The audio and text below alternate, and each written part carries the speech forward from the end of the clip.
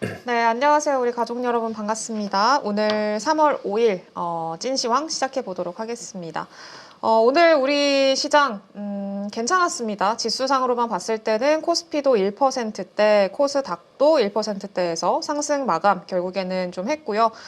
다만 뭐 종목별로는 사실 조금 어수선한 느낌이 있었습니다. 오늘 워낙에 또 여러 가지 뭐 중국에서 오는 이슈도 있었고, 그리고 트럼프 대통령의 연설도 있었다 보니까 그 관련된 말 한마디에 좀 개별 종목군들이 크게 변동성이 발생을 하는 그런 모습들이 좀 보였는데, 일단은 앞으로 우리 시장에서 어떻게 또 대응을 해야 되는 건지, 앞으로 우리가 또 체크해야 될 만한 일정들 또 뭐가 있는 건지, 시장의 방향성 어떻게 찾아봐야 되는 건지 오늘 전문가분과 함께 이야기 나눠보도록 하겠습니다. 네, 오늘은 하창봉 대표님 모셨습니다. 안녕하세요. 안녕하세요. 네, 반갑습니다. 일단은 오늘 시장 좀 어떻게 보셨는지 전체적으로 호재와 악재 좀 구분을 해주시죠. 네, 우리나라 24가지 절기 중에서 오늘의 세 번째 절기입니다. 경칩입니다. 개구리가 이제 깊은 잠에서 깨어난다는 건데, 뭐 쉽게 말해서 이제 봄이 온다는 거겠죠.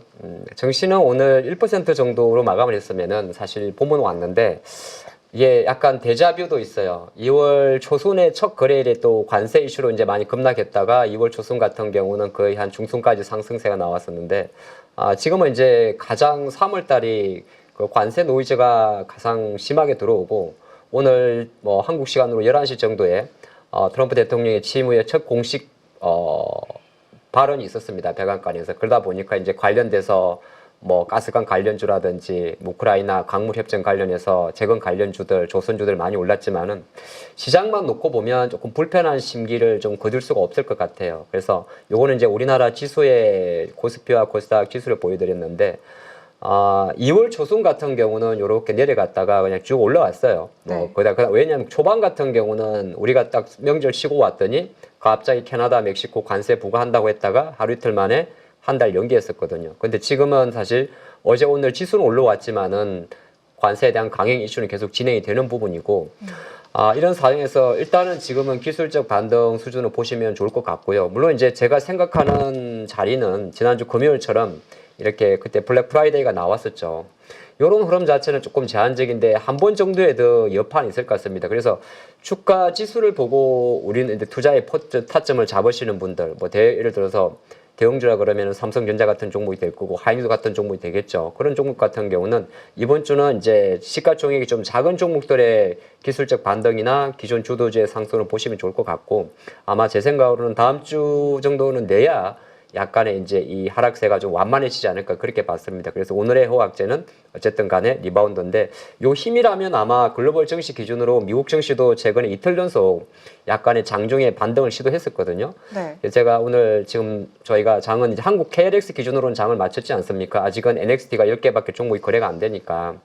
근데 봤는데 미국에서 다시 한번 그 트럼프의 발언에는 또 미국 자동차 부흥에 대한 이슈도 있다 보니까 GM 같은 기업들의 주가도 좀 올라오고, 이런 종목들이 이제 올라오는데, 큰 관점에서는 이제 주 후반으로 갔을 때는 조금 또 눌림이 올 것 같아요. 그래서 지금 장은 투매는 이제 좀 진정된다 하지만 여기서 바로 단방에 뭐 아무렇지 않은 듯 2월 달처럼 올라가는 거에 대해서는 아직까지 노이즈가 좀 크다. 일단 시황 관점에서는 먼저 그렇게 보는 게 어떨까가 제 생각이 되겠습니다. 알겠습니다. 근데 지금 앞서서도 수급을 살짝 보여주시긴 했는데, 네. 수급이 좀 애매하기는 해요. 외국인들이 뭐 지난주부터 해서 계속 뭐 현물에서도 그렇고 선물에서도 그렇고 좀 매도 우인 그런 상황들이 계속 연속되고 있는데, 네. 안 들어오는 이유는 뭘까요? 별로 매력적이지 않은가 보죠.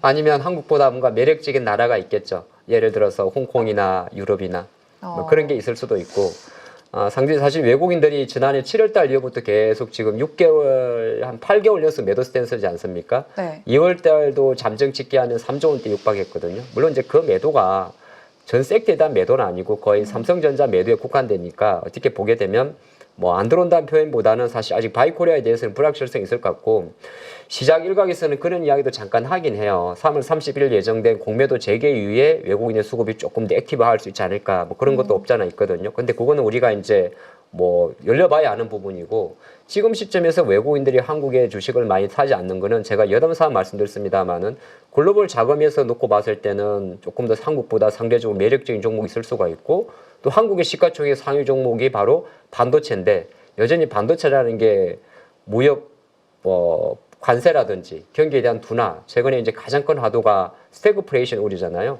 그런 거 있기 때문에 아마 큰 자금들은 좀 주춤되지 않나. 그래서 최근 2월달 겨울 그대로 뭐 기관화 장세의 윗돌 아랫돌 싸움은 당분간은 계속 되지 않나 그리 보겠습니다. 알겠습니다. 근데 또 오늘 시장에서 사실 제일 중요했던 건 결국에는 트럼프 대통령의 발언들이었을 네. 것 같아요. 연회의 내용들. 좀 구분을 하자면은 어떤 내용들이 있었을까요? 주요 발언을 이제 자산 운용사에서 정리한 거를 제가 또 그대로 한번 좀 인용을 해봤는데, 요렇게 이제 몇 가지 정도 정리를 좀 했어요. 보니까. 트럼프가 원하는 게 이게 사실 지난해 당선되고도 말했는데 금리 인하 원하죠. 예, 그래서 파월한테도 간접적으로 이야기를 하는데 어쨌든 정책 집행자 입장에서는 고물가는 사실 지지율 측면에서는 부정적인데 어쨌든 그런 관점에서 인플레이션 억제를 위해서 에너지 비용을 낮추겠다. 이게 어떤 의미냐 하면 그 트럼프의 정책 중에 하나가 에너지원 다변화를 말하는 거거든요. 그래서 이것 자체가 사실은 석유 개발과 에너지 인프라하고도 다 연결되는 겁니다. 그리고 직간접적으로 프레스를 가하고 있죠. 금리 인하를 칭찬하면서 낮은 모기지 금리를 확신한다. 모기지 금리는 이제 미국 사람들이 주택 담보 대출 금리 같은 게 되는 거죠. 집을 담보로 해서 모기지론, 그래서 이제 내 생활비 받는 그런 걸 말하는데, 요 연결선에서 보게 되면 역시나 그걸 위해서 에너지 비용을 줄인다는 측면에서는 에너지의 공급을 늘리는 거니까 실제적으로 석유나 가스 개발에 대해서 적극적으로 전 정권을 좀 비판을 많이 했습니다. 이전 바이든 정부 같은 경우는 석유나 가스 임대 정도를 95% 삭감을 했고 파이프라인 건설도 중단했다. 그렇지만 우리 지금 미국 공화당 입장에서는 더 많은 석유 시추에 대한 요구가 있고, 요거는 미국 표현인 같아요. 아마 연설 중에 이런 베이비는 사실은 이게 좀 미국 사람 특유의 표현이잖아요. 네. 그렇죠? 네. 이게 참 편하게 할 때 이제 시추 아마 중간에 그냥 우리 표현을 하게 되면 추임새 관점에서 베이비 그러면서 시추 이런 말을 많이 강조한 것 같아요. 그만큼 지금 얼마나 트럼프가 LNG 개발이든 LNG 수출에 진심인 걸 보여줄 수 있는 거고, 그런 관점에서 이제 툭 튀어나온 게 가장 말이 많은 알래스카에 대한 그 이야기죠. 물론 이제 정말 알래스카에 대한 최대 규모의 천연가스 파이프라인이 건설되고 할지는 아직은 알 수는 없습니다. 이게 또 거쳐야 될 아마 절차적인 것도 많이 있을 거예요. 그러면서 한 번 더 우방국이라 할 수 있는 한국과 일본의 협력을 좀 강조하다 보니까 많은 시장 투자가분들이 보시다시피 오늘 장에 가스관 관련주나 아니면 LNG 쪽이니까 또 삼성중공업 이런 쪽 많이 간 거 볼 수 있습니다. 그래서 그냥 크게 보게 되면 트럼프의 머릿속에는 사실은 관세 인상도 모든 게 있습니다만 우리가 투자론적인 관점에서 수혜주 관점에서는 석유나 가스 개발, 에너지 인프라에 대해서는 상당히 이 트럼프 행정부의 가장 큰 틀이 권한을 다시 한번 확인해 볼 수가 있고요. 그걸 조금 더 보면서 지금 현재 성격에 대해서 이제 부정적 요인이라 할 수 있는 관세에 대해서는 지금 오늘도 지금 우리가 2월 28일 날 장이 폭락을 하고 한국 증시가 이렇게 정신 못 차린 이유 중에 하나가 어쨌든 간에 4월 2일 달 정도의 상호 관세를 부과하겠다는 거잖아요. 상호 관세라는 게 아시겠습니까? 맞다입니다. 내가 여기 내면 나도 맞게 보복 관세 성격을 갖고 있거든요. 맞다이. 고급 단어가 네. 맞다이. 네, 맞다이. 하이. 좋습니다. 맞다이 됐어. 자, 네. 그런 관점이 있거든요. 근데 이제 트럼프도 약간 이런 말을 했다고는 해요. 관세는 약간의 혼란을 야기할 수도 있고 일으킬 수도 있다. 같은 이야기인데 본인도 실제적으로 관세로 인해 가지고 미국들의 경제 지표나 주요 최근에 미국 컨퍼런스 보도나 미시간대 소비자 신뢰 지수가 3년 내 최저치를 가는, 왜냐하면 관세라는 건 결과적으로 크게 보면 흐트러진 거를 바로 잡는 건데 그 중간 과정에는 미국 소비자 입장에서 보게 되면 모든 소비자 물가가 올라가잖아요. 네. 그런 것들 인지하는데 현재까지는 그 결을 좀 같이 하는 모습이고, 여기 약간 다른 거 보니까 제가 제너럴 모터스의 주가가 지금 다시 주당 한 48달러 정도로 움직이고 있긴 있는데, 일단 자동차에 대한 세금 공제 대상 아이디어를 좀 이야기한다는 내용도 있어요. 이거는 전기차 보조금 쪽은 아니고, 네.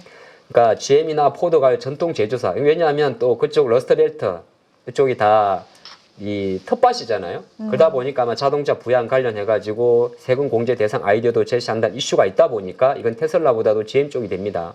그런 쪽으로 좀 주가 흐름이 있고, 그리고 이제 기아도 해당돼 있습니다만 지금 캐나다, 멕시코도 관세 지금 이번 3월 4일부터 부과를 하고 있는 거고, 또 캐나다도 실제적으로 맞 대응을 하고 있습니다. 멕시코도 지금 보니까 가만히 있다가 3월 9일 정도에 추가적으로 보복 관세 이야기가 나오고 있거든요. 자, 그런 상태에서 요거 자체는 좀 그렇고, 또 밑에 보게 되면 하나 있는 게 이 반도체 칩법인데, 그러니까 트럼프는 딱 그리 보면 돼요. 특정 산업을 집중 육성하기 위해서 의도적으로 세금이 나가는 것에 대해서는 부정적인 거예요.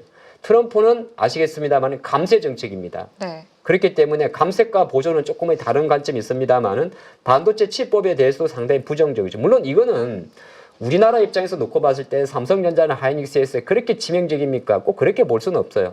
이미 하이닉스, 삼성전자 같은 경우 테네시에 공장 증설을 하고 있는 거고, 최근에 TSMC 같은 경우도 오히려 이러한 것에 대한 어떤 그 부담스러운 이슈 때문에 뭐 $1,000억 투자 이야기도 나왔을 거고, 인텔에 대한 지분을 뭐 약간 조인트 벤처식으로 들어가는 것도 나오지 않습니까? 그래서 어쨌든 간에 이런 내용이 있었고, 아마 여기서 굳이 IRA를 말할 필요 없을 것 같은데 그런 내용은 좀 없었던 것 같아요. 네, 그렇게 보면 네, 될 것 같습니다. 근데 반도체 저거 뭐 지원법 관련해가지고도 뭐 형편없는 사업이다 뭐 이렇게 얘기를 했더라고요. 그럼 기존에 바이든 정부 때 마지막에 임기 마지막에 이제 서명 네. 날리고 가셨잖아요. 근데 그러면은 그 확정된 금액 자체는 좀 보장이 돼 있는 거예요? 아니면은 또 지급이 안 될 가능성도 있는 거예요? 그게 구체적으로 통장에 꽂혔는지는 제가 잘 모르겠어요. 근데 미국의 반도체 칩법은 사실 미국 기업으로 인텔, TSMC, 삼성전자, 하이닉스 주요 이렇게 좀 대형 주요 기업들 볼 수 있는데 절반 정도가 거의 인텔 정도가 되고요. TSMC가 삼성보다 많습니다. 제가 알기로는 인텔이 지원하는 금액의 한 10% 정도가 안 되는 금액이 삼성전자, 그리고 하이닉스는 1조가 안 돼요. 뭐 네. 이게 금액이 작다고 뭐라 할 건 아닙니다만, 그래서 거꾸로 생각하게 되면 이거는 칩법을 만약에 뭐 아까 말씀하신 대로 통장에 꽂혔는지 안 꽂는지는 별개의 문제이고, 그게 과연 지금 삼성전자나 하이닉스 입장에서 뭐 호재냐 악재냐의 어떤 투자론적인 관점에 놓고 보게 되면은 호재는 아니지만 또 거꾸로 보면 악재도 아닙니다. 왜냐하면 반도체 기업들의 주가 자체가 단순하게 미국에서 보조금을 짓는 이슈만으로 삼성의 파운드리가 적자가 나는 이유가 칩법이나 반도체 지원이 없어서 적자가 나는 건 아니잖아요. 그쵸. 저는 사실 그 부분 대해서 있으면 좋은데 없다고 해서 뭐 그 기업들의 주가나 펀더멘탈에는 그게 영향 없지 않을까 그렇게 보고 있습니다. 알겠습니다. 그러면은 뭐 오늘 말씀해주신 그런 내용들 안에서 어느 정도 힌트가 있을 것 같긴 한데 네. 좀 주목하셨던 섹터랑 업종 뭐가 있을까요? 아마 내일 빠질 종목도 보이는데요. 네. 이 다 오늘 오른 종목들이죠. 아마 장 초반부터 여러분들은 눈치를 챘었을 거예요. 눈치 빠르신 분들은.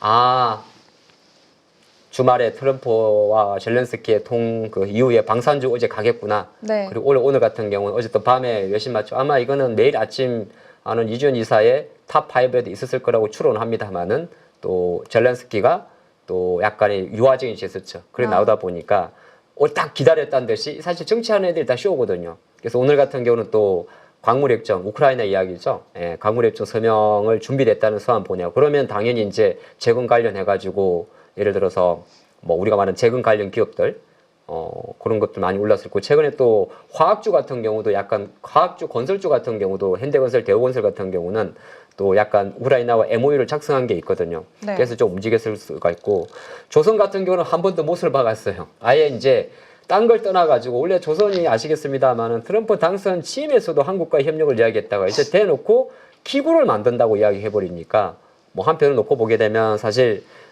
이번 주에 하나오션 같은 경우는 미 해군 MRO 이슈로 많이 올랐습니다만은 기타 오랜만에 다시 한국조선해양이라든지 또는 뭐 삼성중공업 이런 기업들이 많이 올랐는데, 크게 보면 지금 트럼프 쪽에 봤을 땐 요 섹터예요. 일진이, 산스, 다섯, 여섯 개. 그러니까 철강, 벨버, 조선, 우크라이나, 오타 죄송합니다. 재건입니다. 재건, LNG 쪽인데, 그래서 제가 몇 개 종목들 위주로 가벼운 거 종목으로만 적어봤어요. 뭐 에다이스틸이나 이 한진중공업, 그다음에 전진건설, 포스코 인터내셔널, 뭐 S&T 에너지, 한국가스공사인데, 요거는 이 영상을 보시고 당장 내일 다음에도 계속적으로 쭉쭉쭉 가냐고 말씀드리기보다 현재 이 섹터가 대한민국에서 가장 강한 섹터들입니다. 개별주지만은 네. 그거 한번 확인하는 수준으로만 보시는 게 좋겠다, 그런 말씀드리겠습니다. 그러면은 지금 적어주신 섹터 같은 경우에는 앞으로 계속 좀 연속성 가져갈 수 있을 거라고 봐야 될까요? 지금 요 종목들은 5개 종목들은 거의 수직으로 올라갔습니다. 네. 그래서 단기적으로 한 30에서 50%는 기본적으로 간 거고, HJ중공업 같은 경우는 하루 전날 하나오션이나 현대중공업에 이어가지고 미 해군 MRO 사업에 대한 수주 사업성을 비치면서 상한가 같은 종목이고, 전진 같은 경우는 어제 저점 대비해서 오늘 고점 계산하면 대략 30%가 넘어요. 그리고 포스코 인터넷을 마찬가지여서 제가 생각할 때는 요 재료는 오늘 트럼프의 백악관 연설을 기점으로 해서 많이 오랐던 섹터라서 향후 주가 관점에서는 다시 한번 일정 부분 눌림목을 염두하는 것도 좋을 것 같습니다. 저희가 항상 찐시황이 장 마치고 이제 그날의 장을 풀어드리는 내용이잖아요. 이 부분은 네. 여기까지는 풀어드리는 내용이니까 그렇게 참조하시고 향후에도 볼 때 조선, 우크라이나 재건은 사실 오래 갈 건 아니에요. 근데 LNG와 조선, 방산 같은 경우는 여전히 큰 초기 관화를 인지하고 혹시나 정권사에서 뭐 못난이들이 가끔 매도 리포트 쓰면 이거 한번 딱 하고 차트가 죽을 때 싶을 때 매집해서 장 좋을 때 탁, 탁탁탁 그렇게 하시면 좋을 것 같습니다. 네, 알겠습니다. 제가 하나오션 그렇게 해서 대박 났지 않습니까? 대박 나셨어요? 아이, 예. 알겠습니다. 조선 앞으로 계속 좀 관심 가져보면 될 것 같고, 그러면은 또 이제 자랑하셨으니까 또 하나 여쭤보려고요. 네. 2차 전지. 아니 아픈 대로 준비된 원고대로 좀 아니, 부탁드리겠습니다. 네, 오늘 지금 오늘 제약바이오는 최근에 상당히 좋은데 2차 전지가 사실 살짝 좀 힘에 부처해요. 네. 네, 요거는 어떡할까요? 지금 딱 그래도 이전에 만들었던 저점 구간에 대부분 와 있긴 하거든요. 다시 반등 좀 기대해봐도 될까요? 그렇죠. 2차 전지가 아마 지난주에 그래도 그나마 괜찮았었거든요. 근데 이제 시장 무너질 때는 사실 어쩔 수가 없잖아요. 네. 2월 28일 날 이제 시장이 3% 이상 하면 2차 전지 관련주들은 또 개인 수급도 많고 반대 매매도 많고 뭐 기관들이나 외국인들이 사실 LG엔솔이나 에코프로가 이게 살얼음 긋듯이 올라갔던 거거든요. 저도 사실 바닥을 쳤다 같이 팔 것까지는 아니다라는 그런 말씀드렸습니다만은 그때 분위기는 시장 이 정도는 망가지는 게 아니었기 때문에 시장 때문에 좀 많이 빠진 게 있어요. 그리고 이제 하루 전날 사실 한 번 더 딴 애들 올라올 때 못을 박은 게 요게 제가 볼 때는 되게 중요한데 지금 보시면은 테슬라 주가가 못 쓰는 것도 우리나라가 24년도 기준으로 글로벌 대륙별 전기차 판매량이 유일하게 마이너스가 유럽이잖아요. 근데 어떤 뭐 앨런 머스크의 독반적인 행보도 있을 수 있고 1월달 유럽 전체는 사실 전 분기 대비해서 20% 정도가 판매량이 덜 됐어요. 작년 대비해서는 올랐지만은. 그리고 이제 전기차는 근데 YY로 계산하면 안 돼요. 왜 안 될 건 아니면 안 되는 건 아닌데 네. 이게 매월 데이터가 나오기 때문에 자동차 같은 경우는 보통 MOM으로 판단합니다. 그러니까 월간 데이터도 되게 중요해요. 근데 지금 미국도 실제적으로 지금 월간 데이터가 1월달 같은 경우가 27%, 중국도 마찬가지거든요. 근데 여러 가지 좀 이슈가 있기는 있어요. 1월달에 유럽 같은 경우는 실제적으로 테슬라 말고도 다른 차종들도 약간 멈춰 있은 것도 있었고 테슬라가 유럽에서 폭망한 거는 또 앨런 머스크의 어떤 독단적인 행보에 대한 불확실성도 있습니다. 또 미국 같은 경우는 실제적으로 뭐 모든 게 좀 복합적인 거고 중국도 좀 나빴는데 지금 이제 중요한 거는 이게 2월달 데이터까지는 나쁠 거예요. 그러니까 2월에 지금 3월이니까 2월에 판매된 대륙별 전기차 판매량 네. 그다음에 테슬라 이런 거 보게 되면 국가별로는 좀 다른데 1월보다는 조금 나은데 1월은 나쁩니다. 근데 제가 생각할 때는 그러면은 2차 전지도 우리가 단순하게 테슬라 모델 Y 25년형 페이스리프트 나온다고 무조건 확 열어갈 건 아니잖아요. 지금 코엑스에서 인터 배터리 한다고 무조건 확 할 건 아니잖아요. 뭔가의 데이터가 있어야 되는데 양극재 같은 기업들 보면 이건 NH증권의 자료인데요. 탄산 리튬과 수산화 리튬의 가격도 2월 달 같은 경우가 실제적으로 전달 대비해서 여전히 마이너스 3%라는 거예요. 그 말은 뭐냐면 중국이 춘절 연으로 2월 13일 정도까지 중국의 상해 공장에서 모델 Y 같은 경우는 약간 공장을 멈췄었습니다. 네. 그리고 14일부터 다시 재가동을 한 게 있는데 일단은 대부분 기업들이 약간 1분기까지는 재고 조정 이야기가 많아요. 리스탁이라는 단어를 쓰고 재고 조정이라는 단어가 있는데 일단 또 이런 분은 이런 것도 있습니다. 저도 되게 궁금한데 오늘 예정된 유럽의 액션 플랜의 법안을 보고 이제 움직이겠다는 심리도 있거든요. 이게 모든 게 왜냐하면 유럽의 액션 플랜은 이게 사실 어제 오늘 나온 건 아니고 오늘 아마 밤에 발표가 될 건데 네. 실제적으로 이미 큰 그림에서는 이산화탄소 배출량의 규제를 조금 유예해주는 법안이에요. 그러니까 미국, 유럽 같은 경우는 이 온실가스 배출의 진심인 대륙이잖아요.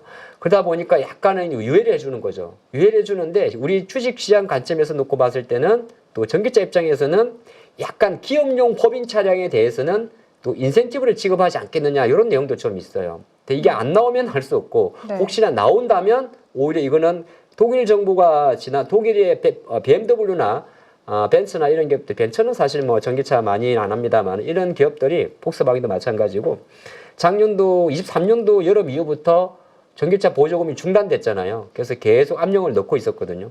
그러니까 액션 플랜의 큰 그림은 유럽의 자동차 업종에 대한 산업 육성을 위한 발표입니다. 네. 그래서 지나치게 친환경차에 대한 비중을 높여서 이산화탄소 배출량의 뭐 규정을 좀 타이트하게 해가지고 징벌적 과징금을 매기는 걸 완화시켜 주는 거거든요. 그리 보면 그냥 생각하게 되면 그럼 빨리 전기차를 살 필요도 없겠구나 이렇게 볼 수가 있는 건데 여기에 옵션으로 들어갈 수 있는 곱살이 하나가 기업용 법인차에 대한 전동화 인센티브 이야기도 나올 건 있어요. 이거 나오면 좋은 거고 안 나오면 조금 더 좀 고전할 수는 있고 네. 테슬라 이야기는 조금 보게 되면 테슬라는 최근에 인도 쪽에 조금 이야기를 하는데 아직은 크진 않아요.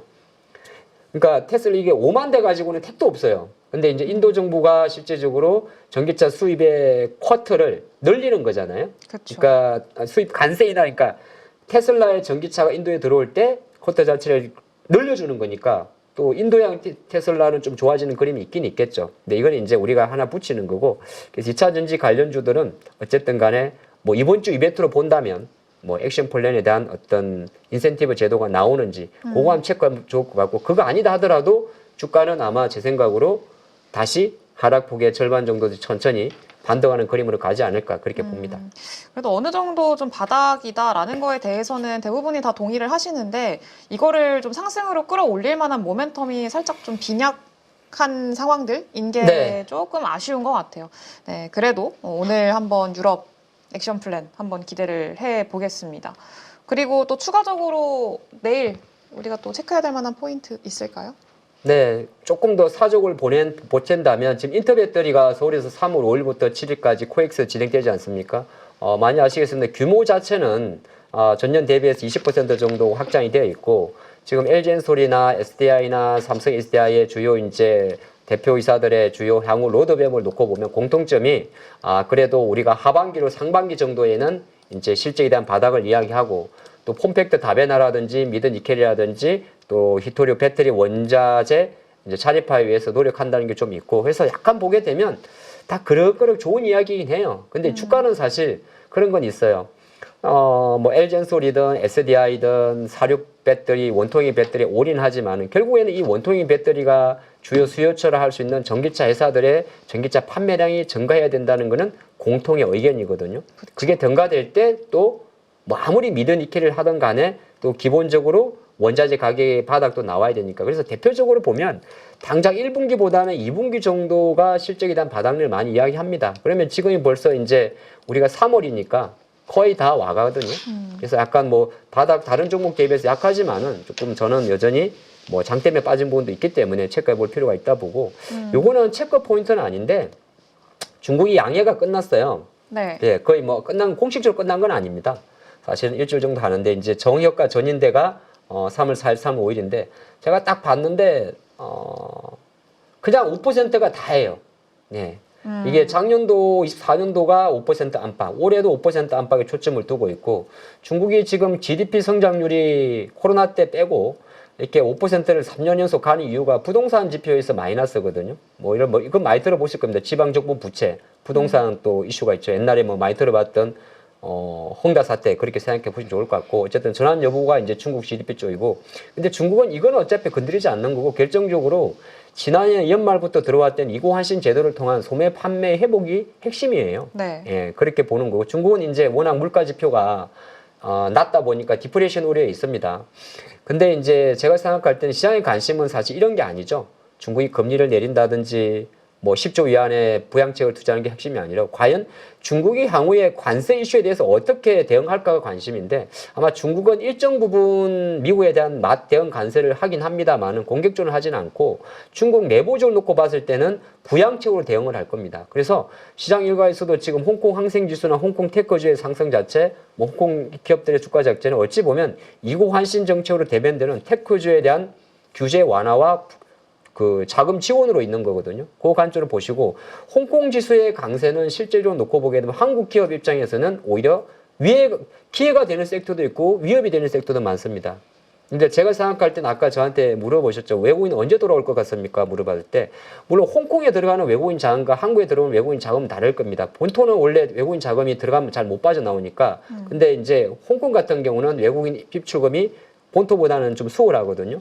근데 최근 이런 정시를 놓고 보게 되면은 한편으로는 외국인 자금이 한국 정시로 빨리 들어오기에는 또 그렇게 매력적이지 않다. 그러니까 이게 좀 복합적일 것 같아요. 예, 일단 그렇게 한번 체크해 보시면 좋을 것 같고 이야기가 길어졌구나. 예, 이렇게 보고 요 국채금리는 시황이라서 그냥 짧게 말씀드리면 트럼프는 국채금리가 내려가는 걸 원하고 있고 네. 이 국채금리가 내려가는 걸 원하는 것 때문에 직간접적으로 의도하지 않게 5월달 금리 인하 확률이 높아졌다. 근데 그러면은 트럼프가 관세를 인해 가지고 국채금리가 내려갔는데 왜냐하면 장이 불안하니까 사람들이 주식을 사고 금도 팔고 비트코인 팔고 국채를 살 거니까 안전자산. 자, 그런 관점에서 보는데 국채금리가 내려가니까 시장일가에서는 기준금리가 내려와서니 파월은 아무것도 한 게 없는데 그냥 미국에 대한 금리 인하 하늘을 올려갔다. 그러면 이게 좋은 거냐 나쁘거냐? 스태그플레이션 우려가 더 큰 거냐? 금리 인하가 더 큰 거냐? 저거 묻는다면 그래도 후자가 큽니다. 그러니까 국채금리 하락이 시장 일부에서 초반에는 스태그플레이션 우려를 자극을 하고 뭐 경기 우려 때문에 시장을 좀 폭락할 수 모르겠지만은 종국으로 놓고 봤을 때는 오히려 미국의 기준금리가 내려가는 효과가 있기 때문에 네. 그렇게 좀 지켜보시면 좋을 것 같습니다. 알겠습니다. 종국에는 국채금리 하락에 조금 더 의미를 부여를 하면은 좋을 것 같고요. 그럼 앞으로 우리 증시 흐름은 그래도 국채금리 하락에 어느 정도 우호적인 영향을 기대를 해야 될까요? 아니면 지금처럼 계속 좀 불확실성 이어지면서 수급 쏠림 진행이 되는 그런 시장이라고 봐야 될까요? 네, 그거는 이제 그런 게 좀 있는데 이 국채금리의 지금 가파른 하락을 보게 되면 회색 그림이 미래에셋 자료인데요. 회색 그림이 이제 지금 10년물 국채금리고 약간 노란색 그림이 25년도의 기준금리의 추이입니다. 왼쪽으로 시각을 딱 돌려보면 3.75 정도 나오거든요. 그러니까 네. 미국의 지금 기준금리 4.25 대비 4.5 상단이 4.5니까 대략적으로 보면 올해 연말까지 3번 인하한다는 이야기예요. 이런 데이터가 나와 있는데 그냥 관세 이슈로 인해 가지고 위험자산 회피 상황으로 국채금리가 내려가는 것보다는 향후에 지켜볼 거는 실제적으로 또 매달 우리가 미국의 주요 물가지표 발표되지 않습니까? 실제적으로 관세 부과 대비해서 미국의 주요 물가지표가 내려가면서 국채금리가 내려가는 신호가 가장 이상적이니까 그렇게 한번 인지하시면 좋을 것 같고 다음 주 포인트 말씀드린 거죠? 네. 저는 반도체 종목들 때문에 이 종목을 좀 다시 한번 이 페이지를 다시 가져왔는데 제 생각으로는 하이닉스든 기타 반도체 관련주들은 엔비디아든 마찬가지로 그냥 지금 현재 수준에서는 반도체나 2차 전지나 사실 어렵습니다. 네. 왜냐면 관세 이슈는 곧 경기 둔하고 한국 증시 비중을 줄여야 되고 한국은 일본보다 관세 노이즈가 익스포즈가 훨씬 크기 때문에 그런 관점에서 놓고 봤을 때 그 사각 때문에 오히려 조선 방산 뭐 이런 게 강한 것도 없잖아 있거든요. 그럼 GTC 2025가 결정적으로 여기에서 엔비디아 실적 발표에서 해주지 못했던 향후 25년도에 AI 데이터 센터라든지 이런 거의 그림을 보여줘야 돼요. 여기서도 아마 또 유리 기판도 다시 한번 선볼 가능성도 있어요. 그러니까 반도체를 보시는 분들은 이 이벤트가 물론 또 재미없는 이벤트로 갈 수도 있긴 있는데 제가 생각할 때는 지금 이번 주하고 다음 주까지는 주가 조금 움직인다 하더라도 한 대포 좀 기어가는 게 좋을 것 같지 않나가 저희 생각이고 3월 19일 정도에 삼성전자가 주주총회를 하지 않습니까? 네. 그럼 그 시점하고 이 시점하고 겹치는데 삼성전자가 아마 주주총회를 할 때 이사감사 선임이나 여러 가지 하겠습니다만 주주환원 정책이라든지 기타도 다른 로드맵을 발표할 가능성도 없잖아 있거든요. 그러니까 저는 개인적으로 반도체 섹터에 대한 본격적인 투자론적인 관점은 이 3월 19일이 무슨 날이냐? 금리 발표하는 날입니다. 고 2주자 정도로 조금만 딜레이 하시면은 조금 좋은 타점이 나올 수 있지 않을까 그렇게 보겠습니다. 3월 중순 이후로 반도체는 좀 네. 봐야겠네요. 그렇습니다. 알겠습니다. 그러면 그때까지 지금 좀 주목해야 되는 종목 뭐가 있을까요? 네, 제가 지난주 편하고 이번 주 편. 지난주도 이제 3월은 약간 커플이 아니고요. 커플링입니다. 커플링. 그러니까 네. 미국이랑 비슷하게 움직인다를 한번 이야기 드렸었는데 어쩜 이렇게 잘 맞추죠? 신기하네. 자, 신기하네요. 네. 커플링이라는 게 미국 빠지면 같이 빠진다는 이야기예요. 거꾸로 보면 미국 오르면 좀 오른다는 이야기예요. 오를 땐 덜 오르겠죠. 시장만 놓고 봤을 때 빠질 때는 같이 빠지고 많이 빠지겠죠. 근데 그건 이제 왜 그러냐면 관세에 대한 노이즈 때문이죠. 미국이 급락하는 이유가 저렇게 시스템적으로 때릴 때는 반대로 올라가게 되면은 또 반등도 마찬가지고 외국인들은 아마 쉽게 계속 안 들어올 것 같다는 게 제 생각인데 지금 주요 섹터는 누가 뭐라고 해도 방조, L 내주나요? 내수주는 사실 오늘 조금 슈팅 난 건 있어요. 아마 제 추정컨대 홈플러스 법정 관리 때문으로 추정하는데 네. 뭐 현대백화점 근데 현대백화점이나 롯데나 이런 기업들이 실제적으로 최근 2월 달부터 많이 올라왔습니다. 올라온 이유는 아시겠지만은 이게 내수 쪽이거든요. 네. 그러니까 비즈니스 자체 한국의 내수가 좋은 건 아닌데 시장은 선택적 쏠림을 보일 수가 있습니다. 그건 뭐냐면 이게 선택적 쏠림이라는 건데 반도체나 배터리가 안 좋기 때문에 반대적으로 수급 자체 밸런스를 맞추는 걸 말합니다. 이게 기관화 장세들이 가장 많이 하는 수법인데 건설과 화학이 대표적인 그런 섹터가 돼요. 그럼 우리들은 투자를 못 해요. 아니 건설을 사라고? 에이. 대한유화를 사라고? 에이. 근데 기관들은 왜 그렇게 할 수 있느냐? 걔네들은 이걸 한 섹터를 사는 게 아니라 바스켓 내에서 비중을 조절하는 거거든요. 그러니까 살 수가 있는 거죠. 그냥 종목을 분석해서 사는 게 아니라 비중 조절입니다. 그러니까 내수 관련주들은 그런 만약 여러분들도 마찬가지예요. 아, 그러면 지금이라도 내가 뭐 현대백화점도 한번 보고. 근데 우리 일반 투자가분들은 종목으로 들어가니까 힘든 거예요. 근데 시장은 일단 이렇게 재편되어 있는 게 제가 파는 단점이고. 근데 지금 수준에서 그러면 다시 올라갔던 방산이나 조선이나 LNG를 내일도 살까요? 그건 이제 여러분들의 어떤 투자 성향과 스타일에 따라 좀 달라요. 저같이 약간은 향후에 돌아갈 섹터를 준비를 해가지고 좀 남들이 안 볼 때 좀 매집을 해놓고 남들이 오늘처럼 오늘 방산할 때 허허 그러면서 툭툭 던지는 스타일이 있을 수가 있고 아주 또 본인의 투자 스타일이나 매매 자체가 그런 거는 언제 움직일지 모른다. 언제 움직일지 모르니 움직이는 거 그냥 아침에 확 들어가서 하루 이틀 동안 순삭하는 네. 그런 투자가도 있거든요. 그건 개인의 취향이에요. 그래서 지금은 일단 아주 공격적인 트레이드 쪽은 이쪽으로 가 있으니까 여러분 참조하시고 제가 이번 주에 좀 살펴본 섹터는 전력 인프라가 조금 이제 들어올 때가 됐지 않나 생각을 합니다. 최근에 근데 반등하기 시작을 했어요. 조금씩. 아, 그렇죠. LS 일렉트릭은 워낙 규자군 회장님이 요새 립 서비스를 잘 해주고 계십니다. 네. 예, 북미 일조 이야기 하니까 좀 움직였는데 이제 전력 인프라 3인방이 사실 많이 하락한 이유가 관세 이야기잖아요. 예, 이것도 알루미늄 관세라든지 변압기 들어오는 관세라 그런 건데 물론 알루미늄에 대한 관세 자체가 결정 난 건 아니고 실제적으로 구석구석 들어가 보면 부담이 없는 건 아닌데 그렇다고 그렇게 주가가 물릴 정도는 아니거든요. 제가 생각할 때는 돌고 돌아서 다시 전력 인프라 쪽은 꼭 엔비디아 데이터 센터 아니다 하더라도 수급적인 면에서 로테이션이 좀 들어올 것 같아요. 그래서 뭐 주요 대형 세계 회사와 개별주들 일단 처음에 움직일 때는 대형주가 먼저 움직입니다. 네. 처음에 왜냐면 걔 친구들이 자리를 잡을 때까지는 HD 일렉이나 효성이나 뭐 LS가 누가 봐도 기술적으로 뭐 5월선이 올라왔다. 거래량을 실었다. 그때까지. 그리고 나서 이제 옆에 있는 이제 작은 강조 관련주 움직이거든요. 그거 보시고. 로봇은 그냥 살짝 넣어놨어요. 네, 살짝 넣어놨는데 지금 그 인터 배터리 때문에 좀 움직인 것도 있고 오늘 레인보우 로보틱스 같은 경우는 사실 재료가 좀 소진이 됐습니다. 삼성과의 기업 계량이 승인되면서. 근데 지금 보시면은 일부 종목들 뭐 클로봇이나 로보티즈나 하이젠, LNM이나 몇 개 종목들은 다시 조금 켜를 잡는 게 있어요. 강하진 않지만은 또 트레이딩 관점에서는 좀 볼만하다. 예, 그렇게 준비를 해봤습니다. 알겠습니다. 반등 모색하는 섹터들까지. 결국에는 근데 뭐 섹터별로 계속 좀 순환매인 것 같아요. 요 안에서 좀 눈치 게임 좀 잘해야 되는. 아, 지수가 이제 역배열일 때는 어쩔 수 없이 이런 장이 나오고 그래서 아까 제가 이야기했지만 크게 보시는 분들은 이번 주까지는 그냥 쉬시고 아마 다음 주 이후부터를 이제 장에 대한 베팅을 하는 게 조금 낫지 않을까 저희 생각이 될 것 같습니다. 알겠습니다. 오늘 또 말씀하신 내용들 잘 참고해서 일정들도 참고해서 매매하시는데 좀 도움 받으셨으면 좋겠고요. 네, 오늘 고생해주신 하창봉 대표님 감사합니다.